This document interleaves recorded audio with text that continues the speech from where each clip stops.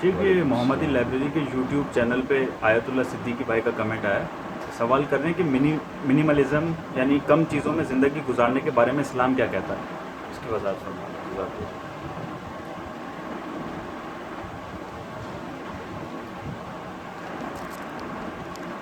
آیت اللہ بھائی کو اللہ جزائے خیر دے۔ عموماً سوالات بھائی کے جو ہے بڑے علمی اور اصلاحی ہوتے ہیں۔ منیملزم اصل میں مغربی ممالک کے اندر چلنے والی ایک تحریک ہے۔ یہ لفظ جو منیمم ہے اسی سے مختصر کر کے یہ منیملزم یہ لفظ بنا ہے۔ یہ ماڈرنائزم اور میکسیملزم کے خلاف یہ تحریک ہے۔ یہ ایک طرز زندگی ہے جس میں انسان کو یہ سکھایا جاتا ہے کہ جو تمہارے پاس اسباب ہیں زندگی گزارنے کے وہ بہت ہیں، تم اس کے اندر بھی اگر چاہو تو اپنی زندگی صحیح طرح گزار سکتے ہو، مزید در مزید کے چکر میں نہ پڑو۔ اس کو اور تھوڑا سا وضاحت سے سمجھیں کہ جس طرح ویسٹرن کنٹریز میں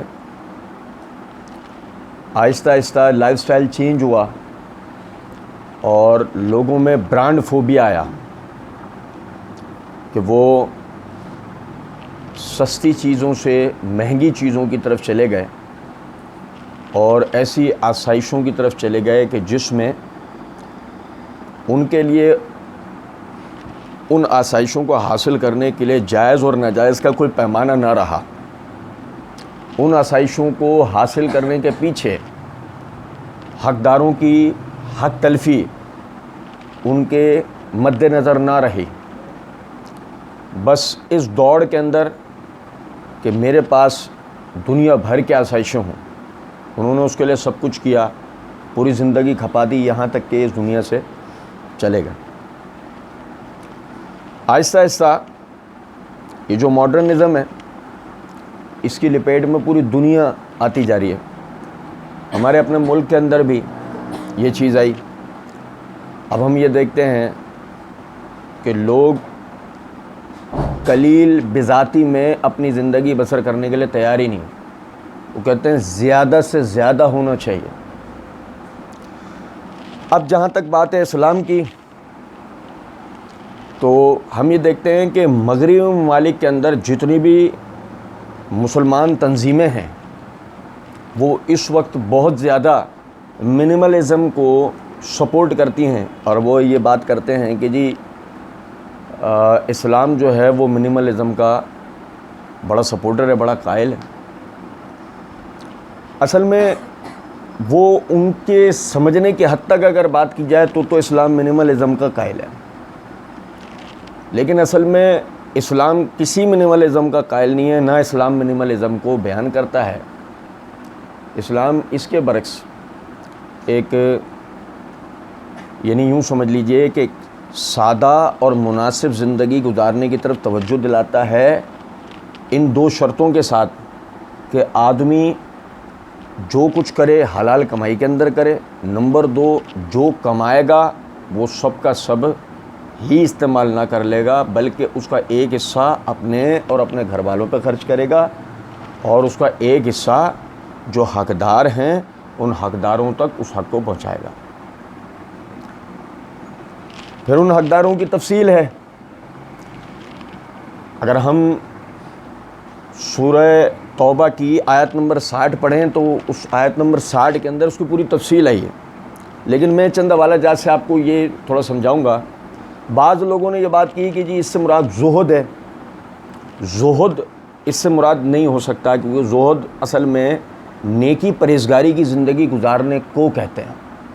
ایک آدمی شاہانہ لباس پہن کر، ایک آدمی پرتعیش کھانے کے بعد بھی زہد والی زندگی بسر کر سکتا ہے، اگرچہ دین کے دیگر تقاضے پورے کرتا ہو۔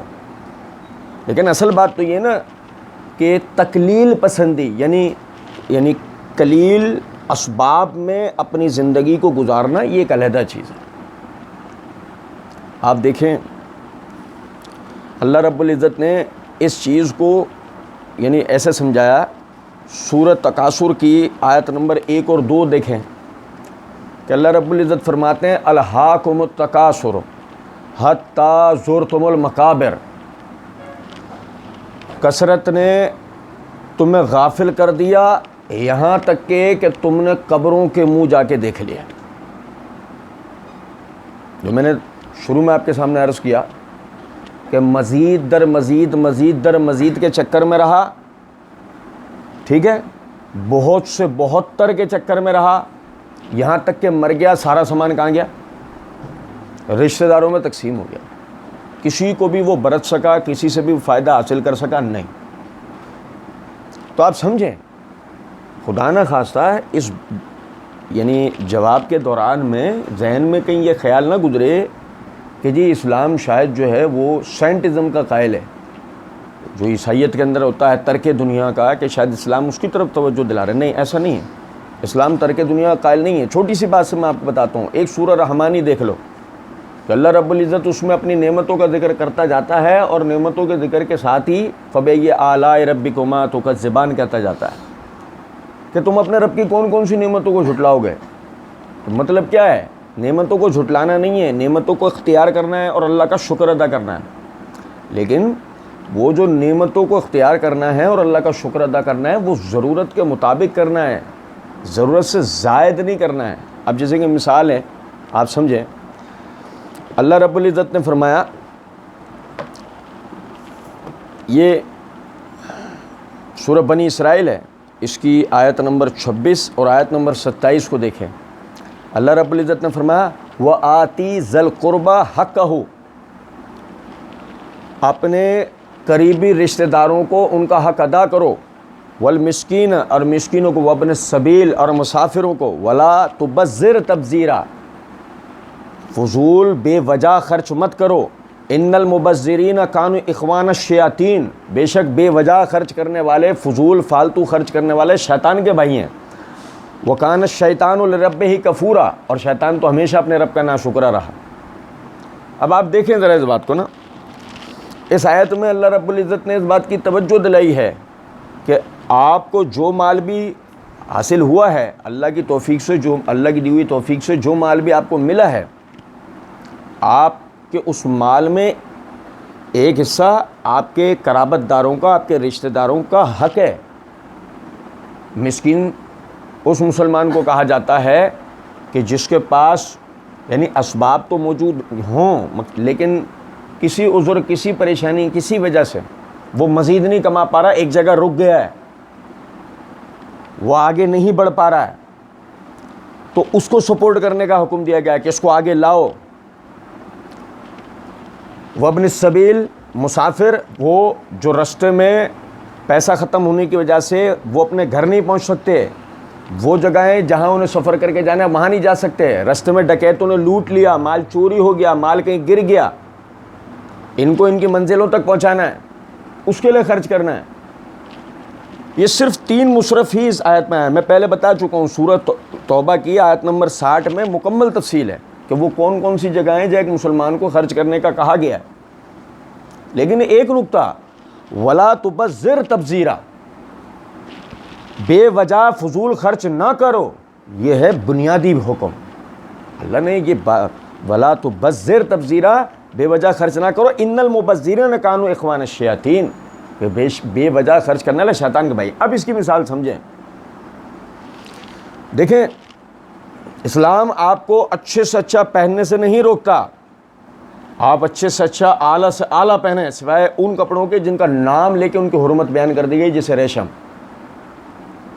اسلام آپ کو اچھا کپڑا پہننے سے منع نہیں کرتا, لیکن اسلام یہ کہتا ہے کہ جب تم مہنگا کپڑا پہنتے ہو اور تمہارے رشتہ داروں میں یا تمہارے پڑوس میں کوئی ایسا ہے کہ جس کے پاس کپڑا ہی پہننے کو نہیں ہے, تو جتنا مہنگا پہن رہا ہے اس کا آدھا خرید کے پہن لے, آدھے میں اس کو تن پہ کچھ پہنا دے. اسلام اچھا کھانے سے منع نہیں کرتا, آپ اچھے سے اچھا کھاؤ, مہنگے سے مہنگا کھاؤ, جبھی تو آپ کو اللہ کی نعمتوں کا یعنی اندازہ ہوگا. اسلام یہ کہتا ہے کہ جتنے میں تو کھا رہا ہے، اگر مثال ہے تیرے رشتہ داروں میں، تیرے محلے داروں میں، تیرے ملنے جلنے والوں میں تیرا کوئی مسلمان بھائی اگر بھوکا ہے تو اس کا آدھا کھا لے، آدھے پیسوں کا کھا لے، آدھے میں اس کو کھلا دے۔ تو ایسا نہیں ہے کہ اسلام یہ کہتا ہو کہ کھانا چھوڑ دو، پہننا چھوڑ دو۔ اسلام اچھی سے اچھی رہائش کا قائل ہے۔ ایسا نہیں ہے کہ اسلام یہ کہتا ہو کہ آپ اچھی رہائش میں نہیں رہ سکتے، لیکن اسلام یہ کہتا ہے کہ مہنگے مہنگے بنگلے، اس میں مہنگی مہنگی انٹیریئر ڈیزائننگ کر رہے ہو، یہ دیکھو کہ اگر تمہارے رشتہ داروں میں، ملنے جلنے والوں میں، محلے داروں میں اگر کوئی ایسا ہے جس کی چھت ٹپک رہی ہے تو بھائی تو آدھا اپنے گھر پہ لگا لے، آدھے سے اس کی چھت بنوا دے۔ اسلام اس چیز کا قائل ہے۔ ہم اس کی تفصیل میں جائیں تو بہت لمبی تفصیل ہے، لیکن میرا صرف بتانے کا اس مختصر سی بات سے یہ ہے کہ اسلام آپ کو یعنی اچھا کھانے پہننے رہنے سے منع نہیں کرتا۔ اسلام یہ کہتا ہے کہ اگر اللہ نے آپ کو مال دیا ہے تو آپ اللہ کے ہیں اس کی جواب دہ ہیں۔ کلکم رائن و کلکم مسئول، تم میں سے ہر ایک کو ذمہ داری ملی ہے اور ہر ایک سے اس کی ذمہ داری کے بارے میں سوال ہوگا۔ اور سب سے پہلے دیکھو آیت میں ترتیب کیا ہے، وَآتِ ذَی الْقُرْبَى حَقَّهُ، سب سے پہلے اپنے قریبی رشتہ داروں کو ان کا حق ادا کرو۔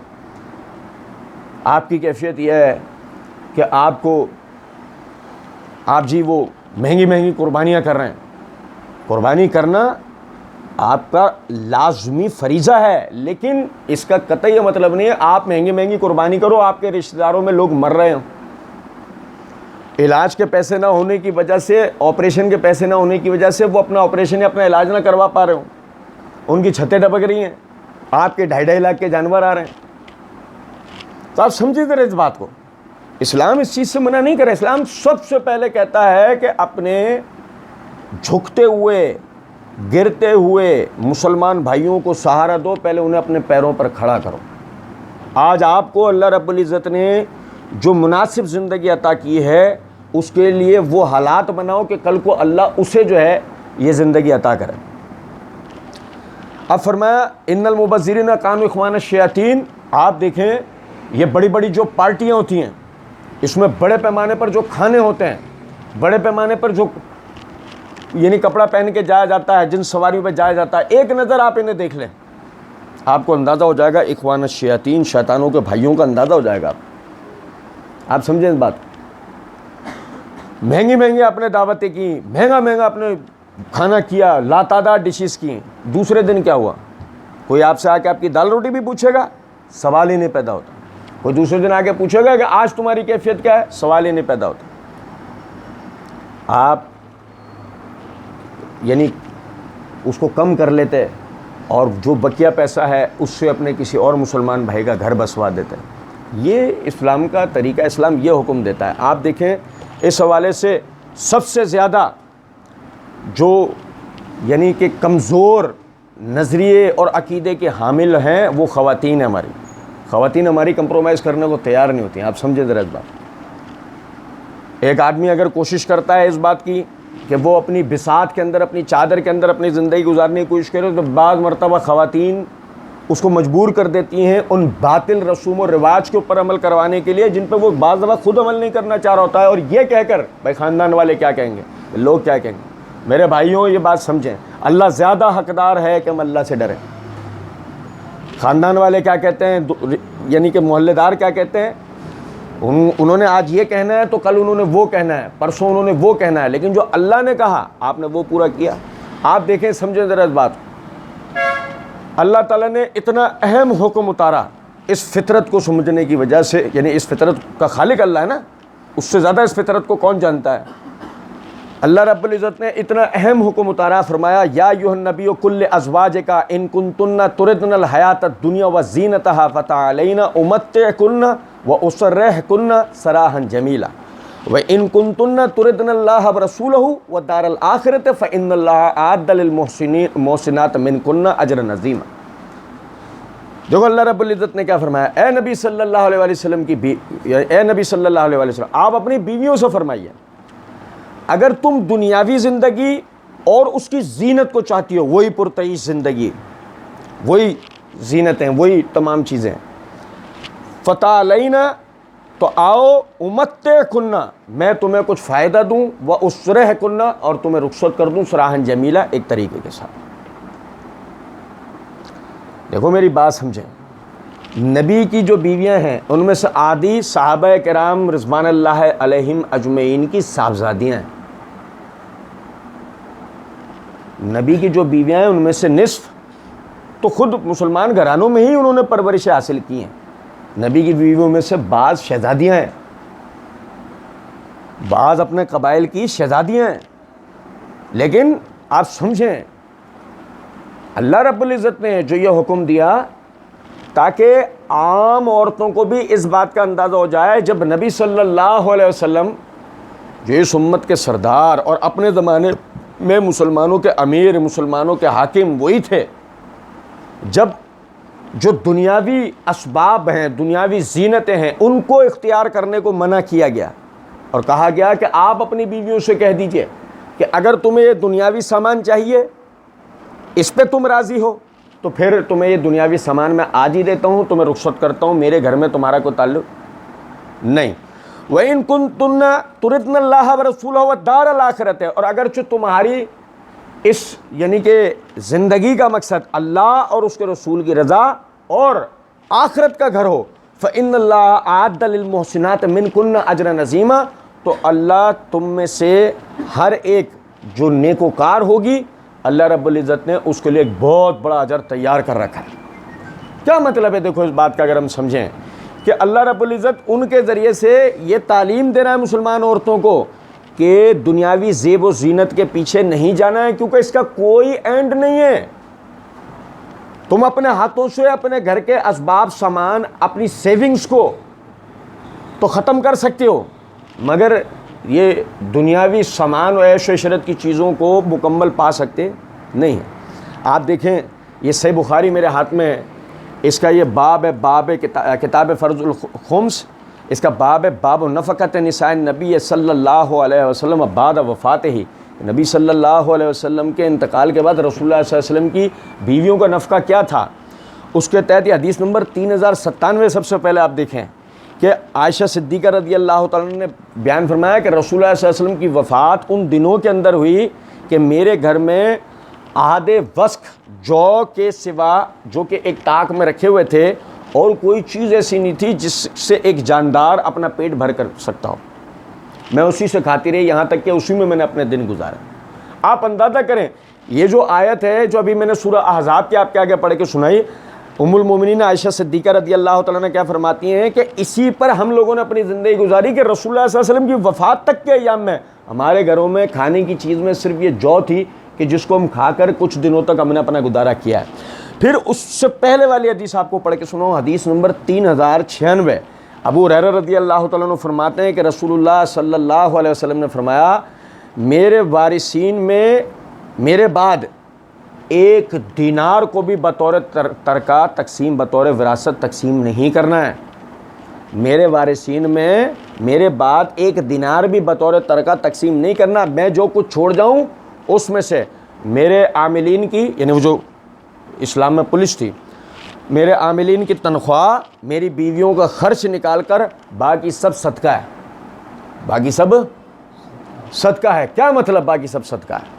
آپ سمجھیں، رسول اللہ صلی اللہ علیہ وسلم دنیا میں مال تو جمع کرنے آئے نہیں تھے، ٹھیک ہے، اور جو کچھ آپ نے جمع کیا وہ صرف اتنا تھا کہ اس میں آپ اپنی زندگی گزار سکتے تھے، اپنے گھر کو چلا سکتے تھے۔ آپ کی 11 بیویاں تھیں، 11 بیویوں کے حساب سے آپ کو جس راشن، جس خوراک، جس لباس اور جتنے پیسوں کی آپ کو ضرورت تھی آپ اسی میں اپنی زندگی گزارا کرتے تھے، اور اس کے بعد اب آپ کے پاس اضافی جو بچا نبی صلی اللہ علیہ وسلم نے اللہ کے حکم سے، جو کہ اللہ رب العزت نے انبیاء کرام علیہ السلام کے لیے حکم اتار رکھا ہے کہ انبیاء کرام علیہ السلام جو چھوڑ کے جائیں وہ صدقہ ہوتا ہے۔ تو صدقہ ہوتا ہے سے مراد وہ کس کو جائے گا؟ وہی مستحقین کو، مسکین محتاج مسلمانوں کو، یعنی کہ اس مال سے بھی اپنے گرتے ہوئے مسلمانوں کو کھڑا کرنے کی طرف توجہ دلائی گئی۔ آپ اندازہ کریں جب یار نبی صلی اللہ علیہ وسلم کے مال کا اللہ رب العزت کے ہاں یہ حساب ہے،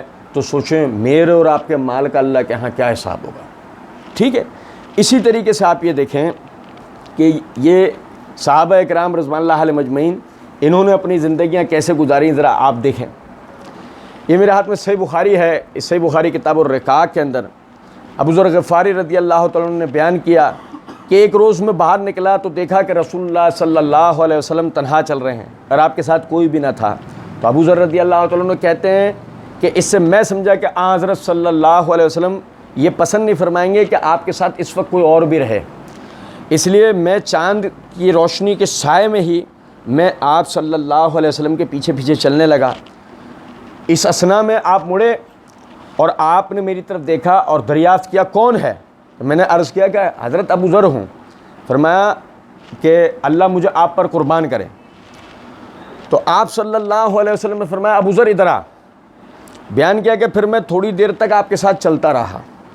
اس کے بعد آپ صلی اللہ علیہ وسلم نے فرمایا کہ جو لوگ دنیا میں زیادہ مال و دولت جمع کیے ہوئے ہیں قیامت کے دن وہی سب سے زیادہ نقصان میں ہوں گے، سوائے ان لوگوں کے کہ جنہیں اللہ تعالیٰ نے مال دیا ہو اور انہوں نے اسے دائیں بائیں آگے پیچھے خرچ کیا ہو اور اسے نیکی کے کاموں میں لگایا ہو، بھلائی کے کاموں میں لگایا ہو. اب دیکھیں غور طلب نکتہ ہے کہ یہاں پر اللہ رب العزت نے جو یہ حکم دیا ہے، یعنی کہ نبی صلی اللہ علیہ وسلم نے یہ جو توجہ دلائی ہے کہ دیکھو، یعنی کہ وہ آدمی کہ جس کو اللہ رب العزت نے مال و دولت دیا، اس نے وہ مال و دولت جمع کیا ہوا ہے، اس نے وہ مال و دولت جمع کیا ہوا ہے، اور قیامت کا جب دن آئے گا تو سب سے زیادہ نقصان کے اندر وہی آدمی ہوگا. کیوں؟ میں نے ابھی آپ کو حدیث پڑھ کے سنے، کلکم رائع و کلکم مسئول. تم میں سے ہر ایک ذمہ دار ہے اور ہر ایک سے اس کی ذمہ داری کے بارے میں سوال ہوگا. مال دیا گیا، اب کل قیامت کا دن ہے، ایک ایک روپے کا اللہ رب العزت اس سے حساب لے رہا ہوگا کہ لاؤ حساب دو، یہ مال تمہیں دیا گیا تھا، تم نے اس کا کیا کیا؟ تمہیں بتایا گیا تھا کہ اس مال سے تم نے اپنے لیے اتنا اور اپنے رشتہ داروں مسکینوں محتاجوں کے لیے اتنا خرچ کرنا ہے، تم نے اس کا کیا کرا؟ اب آپ سمجھیں کہ فرمایا کہ وہی کامیاب ہو سکتا ہے کہ جس نے دائیں بائیں آگے پیچھے اسے خرچ کیا ہو اور نیکی کے کاموں میں بھلے کاموں میں اس کو لگایا ہو. اب کیا مطلب آگے پیچھے دائیں بائیں کا؟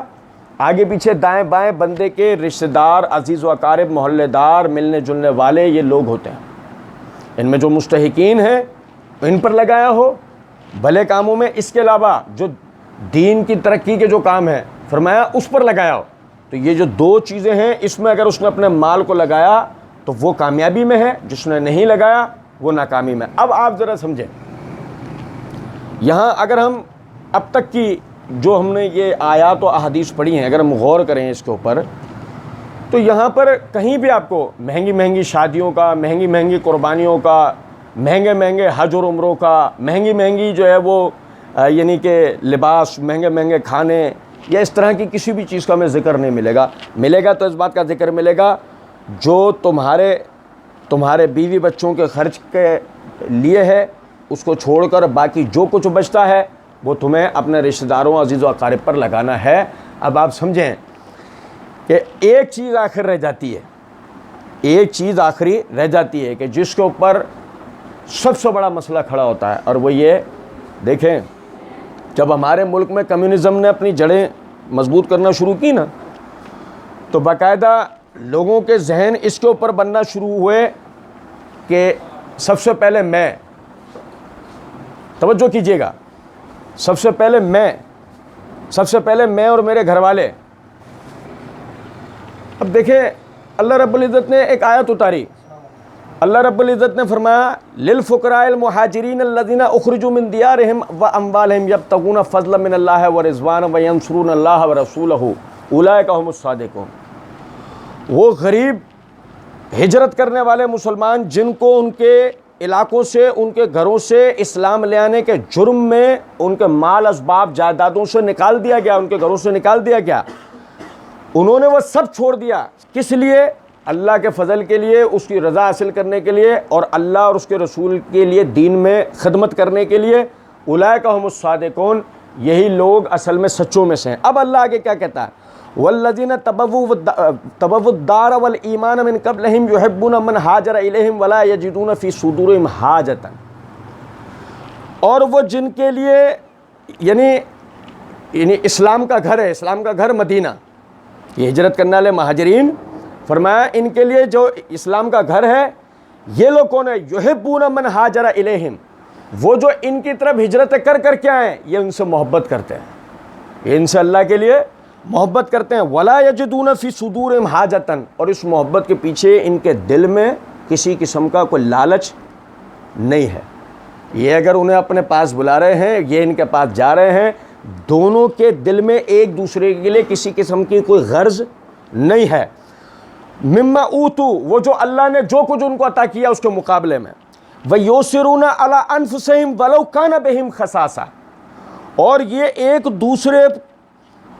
ایک دوسرے کو اپنے آپ پر ترجیح دیتے ہیں بھلے اس کے مقابلے میں کوئی قریبی رشتہ دار کیوں نہ ہو. بھائی میرے, یہ ایک بنیادی نقطہ سمجھنے کا. وہ کمیونزم میں انہوں نے ہمیں یہ سمجھایا کہ آپ نے سب سے پہلے اپنے لیے کرنا ہے. یہی منیملزم میں بھی آخر کار ہے. لیکن اسلام ان دونوں کے خلاف یہ کہتا ہے کہ سب سے پہلے تمہیں اپنے مسلمان بھائیوں کے لیے کرنا ہے, اپنے لیے نہیں. اور اس کو اسلام نام دیتا ہے ایثار کا. ہم بچپن سے اپنے اسکول کی کتابوں میں اس کو پڑھتے آئے, ایثار کو.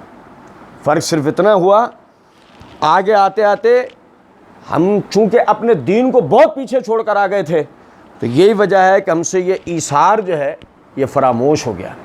اللہ رب العزت نے فرمایا ان کا معاملہ یہ تھا یؤثرون علی انفسہم, یہ اپنے آپ اپنی ذات پر بھی اپنے بھائیوں کو ترجیح دیتے ولو کان بہم خصاصہ, بھلے ان کے مقابلے میں کوئی قریبی رشتہ دار کیوں نہ ہو. اب آپ اس بات کو سمجھیں کہ ایک طرف آپ کو مہنگی مہنگی شادیاں کرنی ہیں کہ میرے رشتہ دار کیا بولیں گے, اور ایک طرف آپ کا وہ غریب محتاج مسلمان بھائی ہے. آپ کو اپنے اور اپنے رشتہ داروں پہ اس کو ترجیح دینی ہے بھلے کوئی کچھ بھی کہتا ہو. ایک طرف آپ کے بچوں کی خواہش کے مطابق آپ کو مہنگے کھانے مہنگے لباس پہننے ہیں, اور ایک طرف آپ کا وہ ننگا بھوکا مسلمان بھائی ہے, آپ نے پہلے اس کو کھلانا ہے بھلے یہ نہ کھائیں, بھلے ان کی خواہش پوری نہ ہو. ایک طرف آپ کا مہنگے مہنگے بنگلے محلات ہیں, اور دوسری طرف آپ کے بھائی کی ٹپکتی ہوئی چھت ہے. آپ کے گھر والے کہہ رہے ہیں حل میں مزید اور مزید, آپ کہیں نہیں پہلے میرے بھائی کا ہونا چاہیے. یہ اسلام ہے. آپ دیکھیں اسی کا نتیجہ یہ نکل کر آیا تھا کہ اللہ رب العزت نے ان کو اتنا طاقتور بنایا, ان کی کیفیت یہ ہو گئی کہ آپ دیکھیں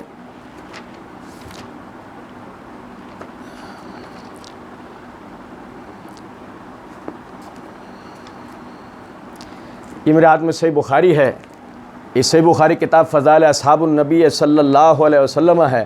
اس کے حدیث نمبر 3728 ہے. سعد بن ابی وقاص رضی اللہ تعالیٰ عنہ فرماتے ہیں سب سے پہلا عرب جس نے اللہ کے راستے میں تیر چلایا وہ میں تھا. سعد بن ابی وقاص رضی اللہ عنہ فرماتے ہیں وہ سب سے پہلا عرب جس نے اللہ کے راستے میں تیر چلایا وہ میں تھا. ہم نبی صلی اللہ علیہ وسلم کے ساتھ جنگیں لڑا کرتے تھے. کیفیت یہ ہوتی تھی ہمارے ساتھ درختوں کے پتوں کے کھانے کے سوا اور کچھ ہوتا تھا نہیں.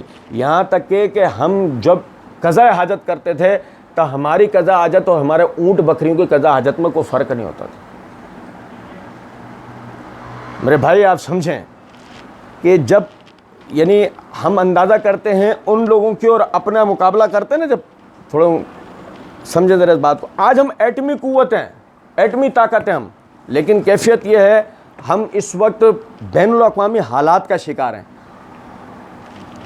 اندرونی سازشوں کا شکار ہیں. ہمارے لوگوں کی اولین ترجیح یہ ہے کہ وہ برانڈ فوبیا کا شکار ہیں اور وہ مہنگے سے مہنگا کھانا مہنگے سے مہنگا پہننے میں اپنی زندگی کی دوڑ دھوپ پوری کرنے میں لگے ہوئے ہیں. اس کے برعکس ہم صحابہ کرام رضوان اللہ علیہم اجمعین کو جب دیکھتے ہیں تو ان کی کیفیت یہ ہے مال اور اسباب دنیاوی زینتوں کا جو محبت تھی وہ ان کے دلوں سے ختم کر دی گئی تھی, جس کا نتیجہ یہ نکلا دنیا میں آپ نے ایسے کوئی فوجی دیکھیں جو پتے کھا کے جنگ لڑتے ہوں.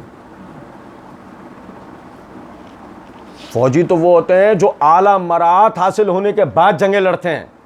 ان کی کیفیت یہ غریبوں کی آپ دیکھیں, یہ جب ہم نہیں سن رہے ہوتے ہیں 313 لڑنے گئے اور ان کے پاس لڑنے کے لیے ہتھیار تک نہیں تھے. اگر آپ سمجھیں تو ان کی حربی صلاحیت ہمیں نظر آ جائے گی. ابو ذر رضی اللہ تعالیٰ عنہ کی روایت جو میں نے آپ کو پڑھ کے سنائی, یہی ابو ذر وہ ہیں جن کی کیفیت ہے کہ ایک دن رسول اللہ صلی اللہ علیہ وسلم کی طرف نکلتے ہیں صرف اس لیے کہتے ہیں کہ میرے جانے کا مقصد یہ ہے آپ مجھے کچھ کھلا دیں. یار اللہ کی قسم پس منظر تو سمجھے ذرا اس بات کا کہ آپ مجھے کھلا دیں. اور نبی صلی اللہ علیہ وسلم کے بعد جب پہنچتے ہیں تو کیفیت یہ ہے کہ آپ خود 3 دن کے بھوکے تھے, کچھ کھایا ہوا نہیں تھا. پھر کسی کے یہاں سے دودھ کا گلاس آتا ہے, وہ دودھ کا گلاس جو ہے نبی صلی اللہ علیہ وسلم کہتے ہیں ابو ہریرہ بسم اللہ پڑھ کے دائیں طرف سے اس کو لوگوں کو پلانا شروع کر. اور وہ ابو ہریرہ رضی اللہ عنہ کہتے ہیں اللہ کے رسول پہلے میں پی لوں. بھائی میرے, آپ ذرا سمجھیں اس بات کو, اس غربت, اس افلاس, اس بھوک کو سمجھیں کہ جس میں ابو ہریرہ رضی اللہ عنہ جیسا فرما بردار وہ یہ کہتا ہے کہ اللہ کے رسول پہلے میں پی لوں. آج اگر ہم دیکھیں جس طریقے سے ہم نے عید کے ہی تینوں ایام گزارے ہیں, صبح سے لے کے رات تک کے اپنے کھانوں کو ہی اگر ہم دیکھ لیں تو ہمیں اندازہ ہوگا کہ اللہ رب العزت نے ہمیں تو بہت اچھا رکھا ہوا ہے. ہم پر تو کسی قسم کی کوئی تکلیف اور پریشانی ہے ہی نہیں. پھر ہم دعوتوں میں گئے, اپنے رشتہ داروں دوست احباب سے ملے, جس طریقے سے انہوں نے ہماری مہمان نوازی کری ہم ذرا اسے دیکھیں, اور دوسری طرف رسول اللہ صلی اللہ علیہ وسلم جو مہمان نوازی کی اس کو دیکھیں. ایک دودھ کا گلاس بھی یہ کہہ کے دیا گیا ہے جتنے بیٹھے ہیں بسم اللہ پڑھ کے دائیں طرف سے سب کو پلانا شروع کر. آپ اندازہ تو کریں اس بات. چاہتے تو رسول اللہ صلی اللہ علیہ وسلم 3 دن کے آپ بھوکے, کہتے نہیں پہلے تو میں پیوں نا, نہیں, اپنے آپ پر اپنے مسلمان بھائیوں کو ترجیح دی اور کہا کہ نہیں دائیں طرف سے شروع کر سب کو کھلا. یہی آج ہم سمجھے اس بات کو کہ منیملزم اور ہمارے اسلام کے اندر صرف فرق اس بات کا ہے, وہ کہتے ہیں آخرکار وہ بھی صرف بندے کی ذات تک محدود ہو کر بات کرتے ہیں, اور وہ کہتے ہیں کہ قلیل بے بذاتی میں آدمی اپنی زندگی بسر کر لے بہت اچھا ہے. لیکن اسلام اس کا قائل نہیں ہے. اسلام کہتا ہے آپ کو اللہ نے اسباب دے رکھے ہیں, آپ وہ اسباب اختیار کریں, لیکن اس طرح کہ انہیں تقسیم